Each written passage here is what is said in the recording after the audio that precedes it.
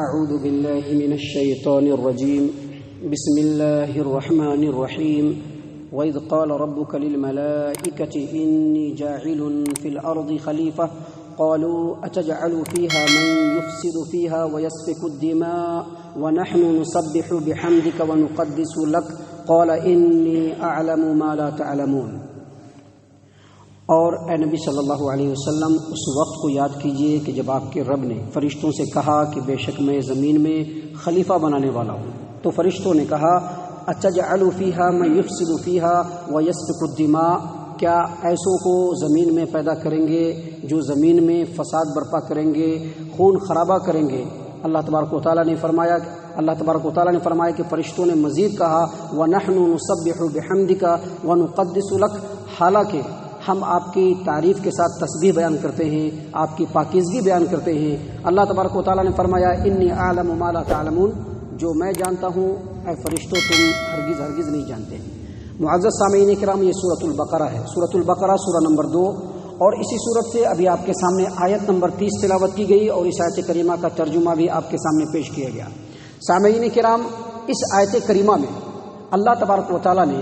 انسانوں پر جو اپنی نعمتیں کی ہیں، جو انسانوں پر احسانات کیے ہیں، ان نعمتوں اور احسانوں میں سے ایک نعمت کا ذکر کیا ہے، اور وہ یہ کہ اللہ تبارک و تعالیٰ نے فرمایا کہ اے انسانوں، تم کو پیدا کرنے سے پہلے، آدم کو پیدا کرنے سے پہلے ہم نے ملائے اعلیٰ میں تم لوگوں کا تذکرہ کیا فرشتوں کے سامنے۔ کیا کہا؟ اللہ تبارک و تعالیٰ نے خود فرمایا وَإِذْ قَالَ رَبُّكَ لِلْمَلَائِكَةِ إِنِّي جَاعِلٌ فِي الْأَرْضِ خَلِيفَةً، اور اے نبی صلی اللہ علیہ وسلم اس وقت کو یاد کیجئے اور اپنی امت کے سامنے اس واقعے کو بیان کر دیجئے کہ اللہ تبارک و تعالیٰ نے فرشتوں سے کہا، ملائے اعلیٰ کے اندر کہا کہ انی جاعل فی الارض خلیفہ، ہم زمین میں ایک خلیفہ بنانا چاہتے ہیں، زمین میں خلیفہ بنانا چاہتے ہیں، جانشین بنانا چاہتے ہیں۔ معزز سامعین کرام، خلیفہ کا مطلب یہ ہوتا ہے ایک ایسی نسل،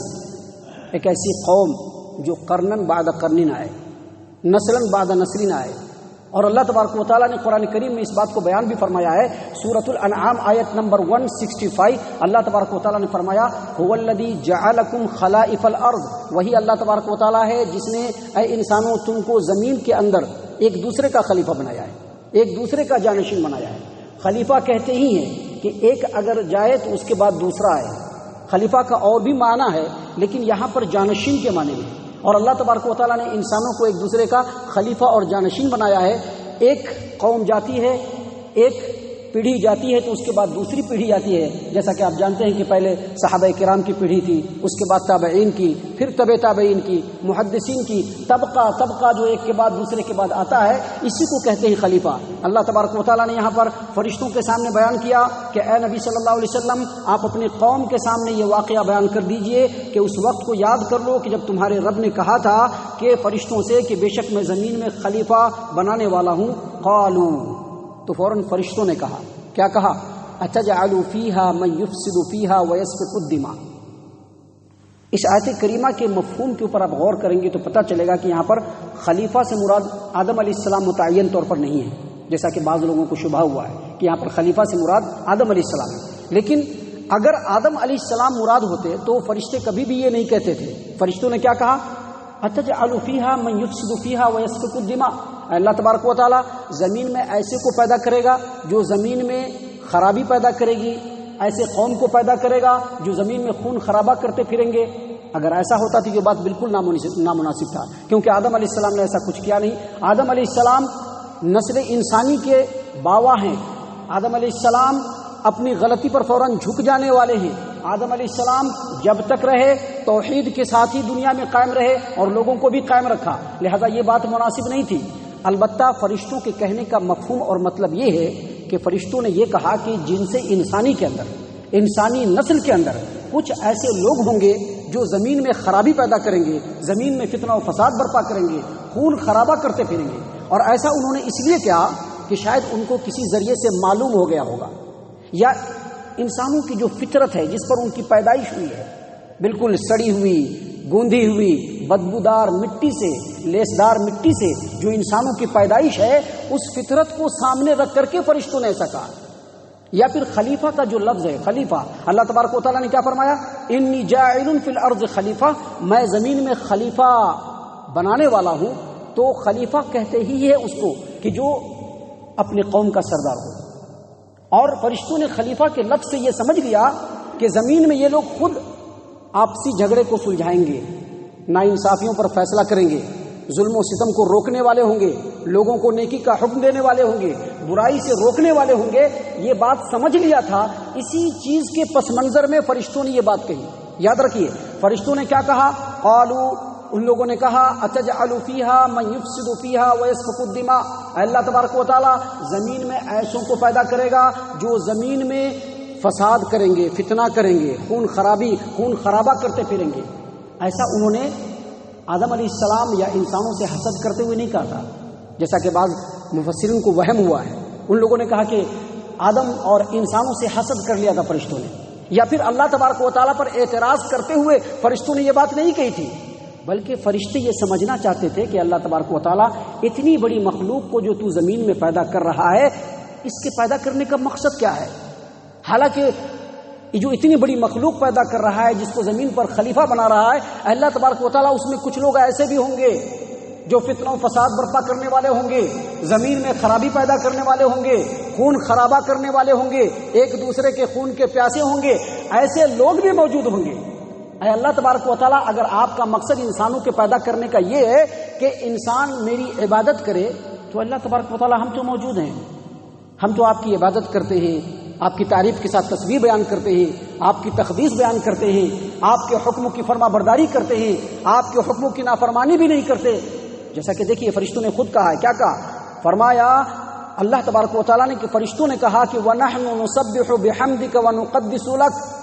حال یہ ہے اللہ تبارک و تعالیٰ کہ ہم تو آپ کی تعریف کے ساتھ تسبیح بیان کرتے ہیں، آپ کی پاکیزگی بیان کرتے ہیں، اس کے باوجود آپ ایسی قوم کو کیوں پیدا کر رہے ہیں؟ اللہ تبارک و تعالیٰ نے جواب میں کہا انی اعلم ما لا تعلمون، جو میں جانتا ہوں فرشتوں تم نہیں جانتے ہو. یعنی اللہ تبارک و تعالیٰ کے کہنے کا مطلب یہ ہے کہ اگرچہ انسانوں کے اندر ایسے لوگ موجود ہوں گے جو فتنہ و فساد برپا کرنے والے ہوں گے، جو خون خرابہ کرنے والے ہوں گے، جو فسادی ہوں گے، لیکن اس کے باوجود میں اس نسل کے اندر، انسانوں کے اندر نبیوں کو پیدا کروں گا، ولیوں کو پیدا کروں گا، محدثین کو پیدا کروں گا، عبادت گزار لوگوں کو پیدا کروں گا، علماء کو پیدا کروں گا، متقین کو پیدا کروں گا، ابرار کو پیدا کروں گا، اور ایسے لوگوں کو پیدا کروں گا جو نبیوں کی اطاعت و فرما برداری کرنے والے، اللہ تبارک و تعالیٰ کے دین کو سربلند کرنے کے لیے شہید ہو جانے والے ایسے لوگ بھی ہوں گے اس میں. اللہ تبارک و تعالیٰ نے اس لیے فرمایا کہ انی اعلم ما لا تعلمون، جو میں جانتا ہوں اے فرشتوں تم ہرگز نہیں جانتے. سامعین کرام، حافظ ابن کثیر رحمہ اللہ نے آیت کریمہ کے اس ٹکڑے کے تفسیر میں ایک حدیث بیان کی ہے. حدیث کیا بیان کیا انہوں نے؟ صحیح البخاری صحیح مسلم کی، کہ جب فرشتے بندوں کے اعمال کو لے کر کے رب العالمین کے بارگاہ میں پہنچتے ہیں، جیسا کہ معلوم ہے کہ ہمارے درمیان فرشتے آتے رہتے ہیں. ابھی فجر کی نماز کے وقت فرشتے آئے ہیں، اور جو فرشتے کل عصر میں آئے ہوئے تھے وہ نکل گئے لوگوں کے اعمال کو لے کر کے. اور بڑی بدنصیبی ہے ان لوگوں کی جو فجر کی اس نماز کو یا کسی بھی نماز کو چھوڑ کر کے بستروں پر پڑے رہتے ہیں، کیونکہ ان کے نامہ اعمال کو لے کر کے فرشتے نہیں گئے، ان کا ریکارڈ نہیں ہوا، حاضری میں نہیں آیا ان کا، فرشتے نکل گئے. ایسے ہی عصر کے وقت فرشتے آتے ہیں تو وہ فجر کے وقت نکل جاتے ہیں، فجر کے وقت جو فرشتوں کی جماعت آتی ہے تو وہ عصر کے وقت نکل جاتی ہے، وہ بندوں کے اعمال کو لے کر کے چلی جاتی ہے. اور اللہ کے رسول صلی اللہ علیہ وسلم نے فرمایا کہ دن کے اعمال رات سے پہلے نکل جاتے ہیں، اور رات کے اعمال دن کے ہونے سے پہلے نکل جاتا ہے اللہ تبارک و تعالیٰ کے بارگاہ میں. تو حدیث میں ہے کہ فرشتے جب اللہ تبارک و تعالیٰ کی بارگاہ میں بندوں کے عمل کو لے کر کے پہنچتے ہیں تو اللہ تبارک و تعالیٰ سوال کرتا ہے. حالانکہ اللہ جانتا ہے کہ بندہ کیا کر رہا تھا، لیکن اس کے باوجود اللہ تبارک و تعالیٰ فرشتوں کے سامنے حجت کو اتمام کرنے کے لیے پوچھتے ہیں کہ میرے بندوں کو کس حال میں چھوڑا تم نے. تو فرشتے کیا کہتے ہیں؟ جب ہم گئے تھے تو بھی نماز پڑھ رہے تھے، اور جب ہم ان کے عمل کو لے کر کے آئے تو بھی وہ نماز پڑھ رہے تھے. عصر کے وقت پہنچے تھے تو عصر میں حاضر تھے. بہت ہی غور و فکر کا مقام ہے. آیت کریمہ کے مفہوم اور موضوع سے ذرا الگ بھی اس حدیث کے اوپر غور کر لیجئے گا. اس زندگی کے لیے بڑے تانے بانے ہیں بہت سارے مسئلے ہیں، بہت تم تراقیاں ہیں، بہت کچھ ہے اس زندگی کے لیے جو 60-70 سال کی بھی شاید نہیں ہو، لیکن آخرت کی جو ہمیشگی کی زندگی ہے اس کے بارے میں ہمارے دلوں میں کیا خیالات ہیں، اس کے بارے میں ہمارے ذہنوں کے اندر کیا پلاننگ ہے، ذرا اس پر بھی غور کر لیجئے گا۔ ابھی یہ صحابہ ہیں، ان کے اندر جو عیب ہے اس کے اوپر تو ہماری بڑی نظر ہے، خود ہمارے اندر جو عیوب ہیں اس پر ہماری نظر ہے یا نہیں، ذرا سوچ لیجئے گا۔ کیونکہ عصر کے وقت بھی فرشتے آتے ہیں، فجر کے وقت بھی فرشتے آتے ہیں، بندوں کو سرچ کرتے ہیں، ان کے اعمال کو لے کر کے رب کے بارگاہ میں پہنچتے ہیں۔ ہمارے بارے میں اللہ رب العالمین کے سامنے کیا جواب ہوتا ہوگا، ہمیں آج ہی غور و فکر کر لینا ہے۔ تو اللہ تبارک و تعالیٰ کے اس کلام کے ٹکڑے کی تفسیر کرتے ہوئے حافظ ابن کثیر نے کہا کہ جب اللہ تبارک و تعالیٰ پوچھتا ہے کہ ہمارے بندوں کو کس حال میں چھوڑا، تو بندے کہتے ہیں کہ ہم جب گئے تھے تو بھی نماز پڑھ رہے تھے اور جب آئے تو بھی نماز پڑھ رہے تھے۔ یہی تفسیر ہے کہ اللہ تبارک و تعالیٰ کے نیکوکار بندے بھی ہیں جن کا مقام و مرتبہ بہت بلند ہے، اور اگر وہ مٹھی بھر بھی ہیں تب بھی یہ دنیا قائم ہے، ان کے اللہ تبارک و تعالیٰ کی اطاعت و فرما برداری کرنے ہی کی وجہ سے دنیا قائم ہے، وگرنہ جب اس روئے زمین پر ایمان والے نہیں رہیں گے، اللہ اللہ کرنے والے نہیں رہیں گے، دنیا بھی باقی رہنے والی نہیں ہے۔ معزز سامعین کرام، یہی تفسیر ہے اس آیت کریمہ کے اس ٹکڑے کی کہ اللہ تبارک و تعالیٰ فرشتوں کو بتلا دے گا کہ دیکھو تم جب عصر کے وقت گئے تھے اس وقت بھی میرے بندے نماز پڑھ رہے تھے، اور دیکھو جب تم فجر کے وقت واپس آ رہے تھے میرے بندے اس وقت بھی نماز پڑھ رہے تھے۔ سامعین کرام، یہ جو آیت کریمہ ہے جس میں اللہ تبارک و تعالیٰ نے فرشتوں کے سامنے یہ کہا کہ میں زمین پر خلیفہ بنانے والا ہوں، حافظ قرطبی اور بہت سارے مفسرین اور خود امام ابن کثیر رحمہ اللہ نے کہا ہے کہ اس آیت کریمہ کی روشنی میں کسی بھی مسلم معاشرے کے اندر خلیفہ کو مقرر کرنا واجب ہے۔ مسلم معاشرے کے اندر خلیفہ کو مقرر کرنا واجب ہے، کیونکہ جب خلیفہ مقرر ہوگا، جب امیر مقرر ہوگا، جب امام مقرر ہوگا تو وہ سماج و معاشرے کے اندر انصاف و عدل کو قائم کرے گا،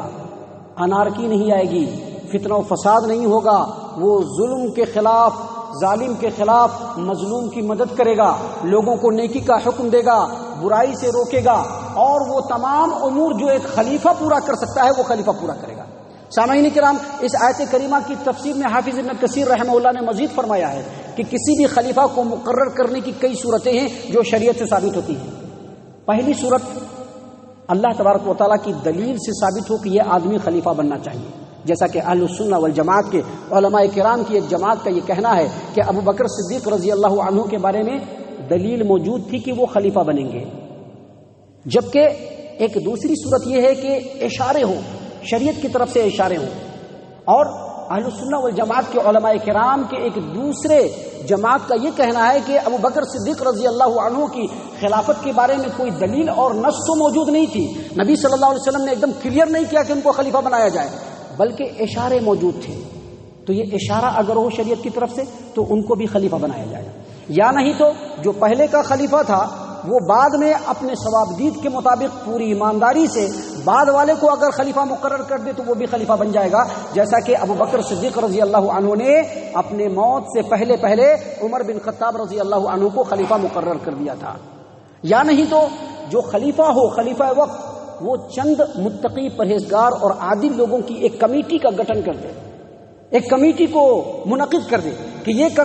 کمیٹی جس کو خلیفہ مان لے گی وہی خلیفہ بنے گا۔ تو ایسا بھی ہو سکتا ہے جیسا کہ عمر بن خطاب رضی اللہ عنہ نے ایک شورا مقرر کر دیا تھا، چند لوگوں پر مشتمل جس میں کبار صحابہ کرام تھے، ان کی ایک کمیٹی بنا دی تھی اور ان لوگوں نے عثمان بن عفان رضی اللہ عنہ کو چن لیا تھا۔ یا پھر اس زمانے کے جو اہل حل و عقد ہوں، جو عقل مند لوگ ہوں، جو صاحب عقل ہو، دانشور ہو، وہ لوگ اگر کسی کی خلافت پر اتفاق اور اتحاد کر لے تو اس کو بھی خلیفہ بنایا جا سکتا ہے۔ معزز سامعین کرام، خلیفہ بننے کے لیے ضروری ہے، حافظ ابن کثیر اور دیگر علماء کرام نے لکھا ہے کہ خلیفہ بننے کے لیے ضروری ہے کہ خلیفہ مرد ہونا چاہیے، بالغ ہونا چاہیے، عاقل ہونا چاہیے، مسلمان ہونا چاہیے، سالم الاعضاء ہونا چاہیے، یعنی آنکھ کا اندھا نہیں ہو، پیر کا لنگڑا نہیں ہو، لولا نہیں ہو، بالکل سالم الاعضاء ہونا چاہیے، صاحب فہم و فراست ہونی چاہیے، صاحب رائے ہونا چاہیے، اور صحیح قول کے مطابق قریشی بھی ہونا چاہیے، لیکن قریشی ہونا یہ شرط نہیں ہے، جس کے اندر قریشی کے علاوہ جتنی بھی چیزیں بتلائی گئی ہیں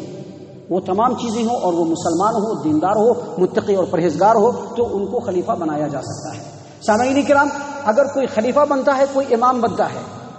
تو اس کو فسق و فجور کے اوپر معزول کر سکتے ہیں کہ نہیں کر سکتے؟ ابھی ہوتا ہے نا، فسق و فجور ہو گیا، چلو اس کو ہٹاؤ، نہیں، معزول کر سکتے ہیں کہ نہیں کر سکتے ہیں؟ تو اس سلسلے میں اگرچہ علماء کرام کے درمیان اختلاف ہے، لیکن صحیح نصوص کی روشنی میں اگر کوئی خلیفہ ہو اور اس سے فسق و فجور کا صدور ہو جائے تو اس کو معزول نہیں کیا جا سکتا، اس کے خلاف بغاوت نہیں کی جا سکتی، کیونکہ نبی صلی اللہ علیہ وسلم کا فرمان ہے خلیفۃ المسلمین کے بارے میں کہ ان سے بغاوت نہ کرنا۔ کب تک؟ جب تک کہ ان کے اندر کھلا ہوا کفر نہ دیکھ لو، یا اللہ تبارک و تعالیٰ کی طرف سے ان کے خلاف کوئی دلیل مل نہ جائے، جب تک ان کے خلاف خروج نہ کرنا۔ معزز سامعین کرام، اگر ایک ملک ہے، ایک مملکہ ہے، اس کے اندر ایک خلیفہ ہونا چاہیے یا ایک سے زیادہ، تو صحیح قول کے مطابق ایک ہی خلیفہ ہونا چاہیے۔ اور نبی صلی اللہ علیہ وسلم کے فرمان کے مطابق اگر کسی قوم کے لوگوں نے ایک خلیفہ کے اوپر اتفاق کر لیا ہے